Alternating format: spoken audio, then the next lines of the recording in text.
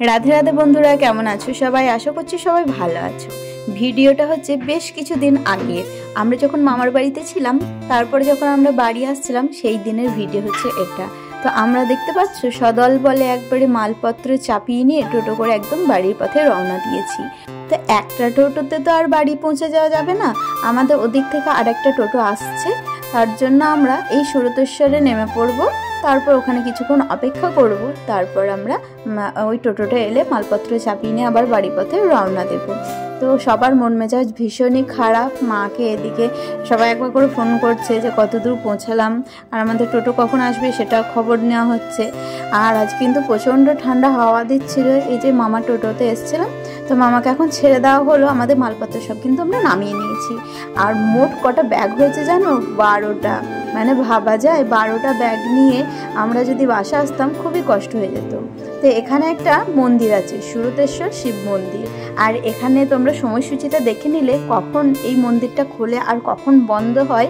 তো আমরা এই দিক দিয়ে অনেকবার যাওয়া আসা করেছি, কিন্তু একবারের জন্য আমি এই মন্দিরের ভেতরে ঢুকে দেখিনি। আমার মায়েরা ছোটোবেলায় আসতো যখন তারা শিবরাত্রিতে জল ঢালতো। তো যখন দেখলাম আমাদের হাতে অনেকটা সময় আছে, মানে আমাদের পরবর্তী টোটো আসতে অনেকটা দেরি করবে, তার জন্য আমরা কি করলাম, এই মন্দিরের সামনে চলে এলাম। আর এমন টাইমের মধ্যে আমরা পৌঁছে গেছি যে ওখানে মন্দিরটা গেট কিন্তু খোলা ছিল। তো প্রথমে ঢুকেই এদিকে একটা ভোলে বাবার মূর্তি দেখা গেল, যেটাকে দেখে বাবান কিন্তু 2 হাত জোর করে প্রণাম জানিয়েছে। আমরা প্রণাম করে আরও এদিকটাই দেখতে বেরিয়ে পড়লাম। আর তোমাদেরকেও কিন্তু এই মন্দিরটা আজকে ঘুরে দেখাবো। বুঝতেই পেরেছো যে আজকে যাই ভিডিওটা হবে এই মন্দিরকে ঘিরেই। তো এদিকে এত সুন্দরভাবে সব কিছু বাঁধিয়ে রেখেছে, গাছগুলো এত সুন্দরভাবে বাঁধিয়ে দিয়েছে যে ভক্তরা এখানে এসে কিন্তু বিশ্রামও নিতে পারে।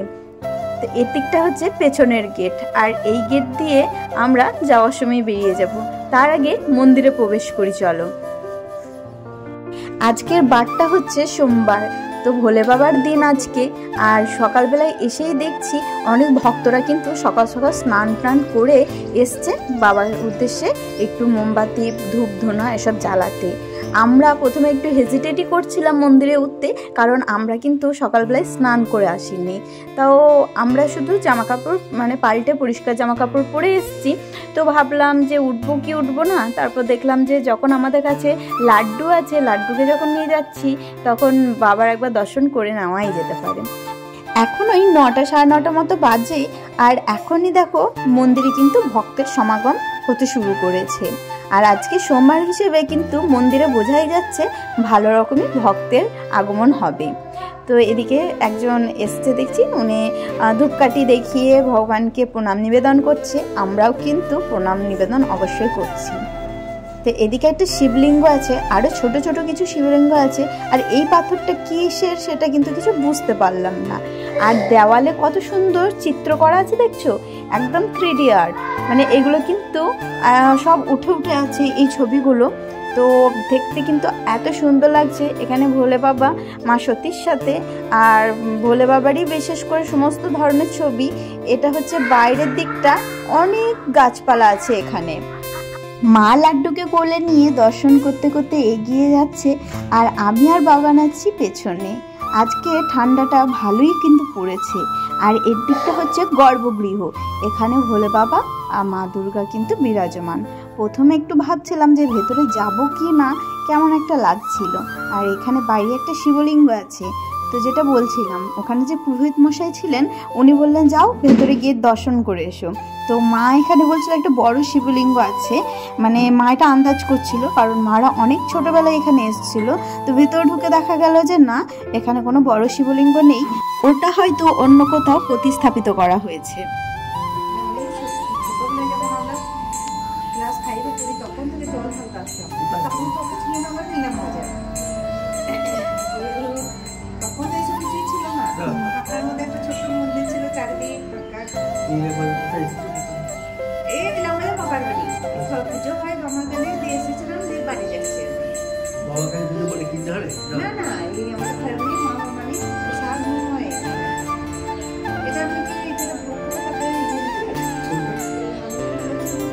আমি এখানে নিজে কাজ করছি, আমি পুরোহিত, এখানকার ভোগ পেটে পেটে ভোগ খাবে তার জন্য কোনো ব্যাপার নেই।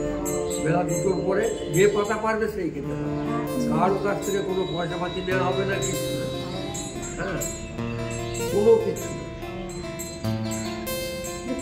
বানিয়ে দিয়েছে সেখানে জল টল নিয়ে ঢালা হতো, এখন সাবমার্সেল করা হয়েছে।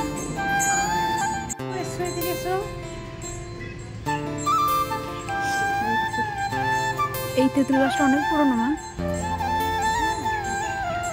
তাও কত বছর? ঘোড়া দেখে বোঝা যাচ্ছে। আমরা যখন ছোটবেলা আসতাম সেই রকমই দেখছি, এইরকমই। আর 45 বছর হয়ে গেল, সেই তো।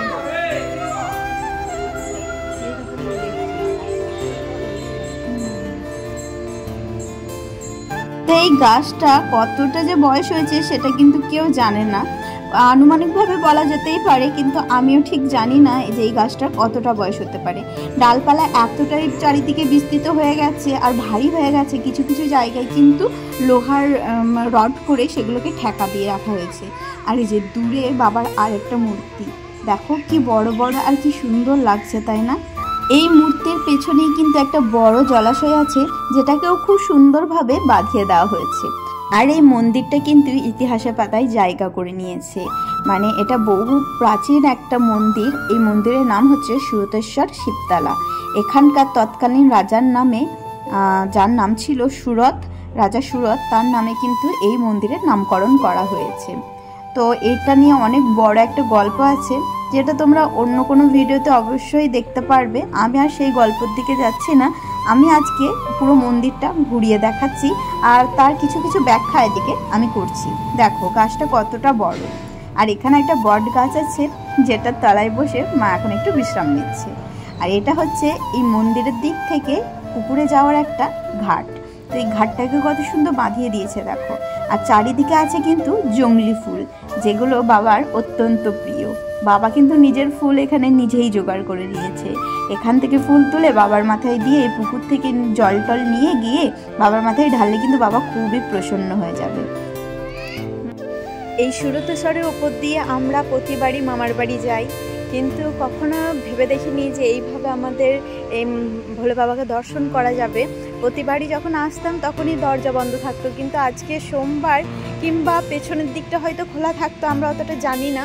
তার জন্য আজকে বাবার দর্শন খুব ভালোভাবে হলো আর তোমাদেরকেও সবটা দেখাতে পারলাম। এই প্রথমবার কিন্তু আমরা এখানে এলাম, কিন্তু মারা ছোটোবেলা থেকে কিন্তু এখানে জল ঢালতে আসে, প্রতি বছর আসতো, মানে বিয়ের আগে পর্যন্ত। তারপর মায়ের বিয়ে হয়ে যাওয়ার পর থেকে আর আসেনি। আর আমার সাথে সাথে বাবানও কিন্তু এবারে দর্শন করেছি, আর আমার গোপুসোনা তো আছেই। তো চলো যতটা পারছি আরও একটু ঘুরে দেখে নিই, তারপর আমরা আমাদের মানে যেখানে ব্যাগপত্রগুলো রাখা আছে ওখানে যাব, কারণ ভাইরাও ওইখানে একা একাই দাঁড়িয়ে আছে, বোর হয়ে যাবে। আর সত্যি ভগবানের কৃপা না থাকলে কখনোই সেটা সম্ভব হয় না। এর আগে কিন্তু এতবার এসেছি, কখনোই কিন্তু আমাদের এইভাবে এখানে প্রবেশ করাই হয়নি, দর্শন করাও হয়নি, কিন্তু আজ হঠাৎ করে এভাবে আমাদের মানে দর্শন হয়ে যাবে। আর সব থেকে বড় কথা কি জানো তো, আমাদের যে টোটোটা আসছিল সেটা খারাপ হয়ে গেছে, আর একটা অন্য টোটো বলেছি, সেটা আসতে সময় লাগছে, যার জন্য সময়টা পেলাম বলে আরও তাড়াতাড়ি মানে এখানে এসে আমরা দর্শন করতে পারছি। যদি আমাদের সঙ্গে সঙ্গে টোটো পেয়ে যেতাম তাহলে হয়তো হতো না। তাই বলে ভগবান যা করে ভালোর জন্যই করে। আর এই মন্দির নির্মাণে যারা সাহায্য করেছেন তার কত টাকা খরচ হয়েছে এটা কিন্তু একটা বোর্ডে সমস্তটাই লেখা আছে, তোমরা এখানে দেখে নিতে পারো।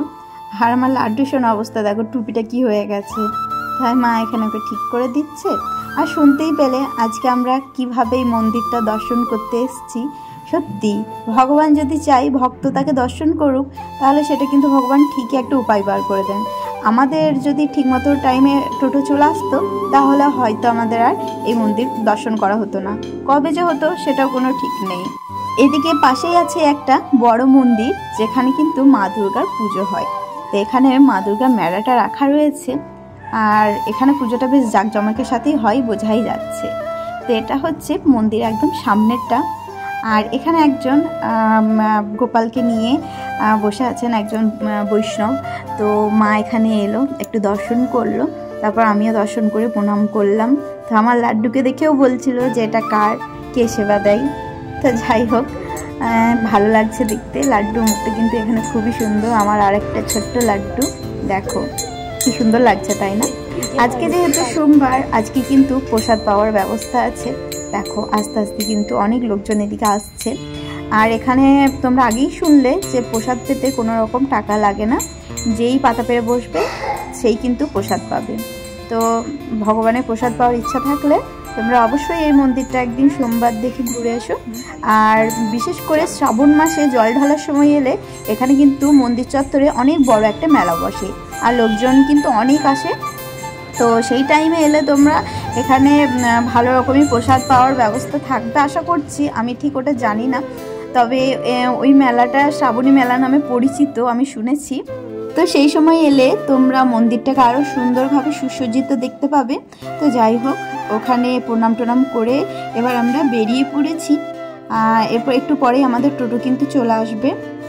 আর এই যে টোটো চলে এসছে, আর জিনিসপত্র সব এদিকে বেঁধে দেওয়া হচ্ছে।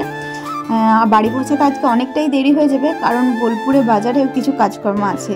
তো ওখানেও আধ ঘন্টা মতো আজকে সময় আমাদের চলে যাবে। তো যাই হোক, একটা বড় কাজ কিন্তু আজকে হয়েছে।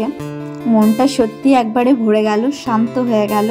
মন চঞ্চল থাকলে কোনো একটা মন্দিরে গিয়ে তোমরা অবশ্যই ঘুরে আসতে পারো, সেখানে শুধুমাত্র শান্তিই বিরাজ করে, খুবই ভালো লাগবে, যেমন আমাদের আজকে হয়েছে। তো যাই হোক, ভিডিওটা আজকে এখানেই শেষ করছি। যদি তোমাদের ভালো লেগে থাকে তাহলে অবশ্যই লাইক কমেন্ট শেয়ার করো। নতুন কেউ হলে চ্যানেলটা প্লিজ সাবস্ক্রাইব করে দিও। দেখা হচ্ছে নেক্সট ভিডিও নিয়ে। আর ফেসবুক থেকে দেখলে পেজটাকে ফলো করে দিও। টাটা, রাধে রাধে।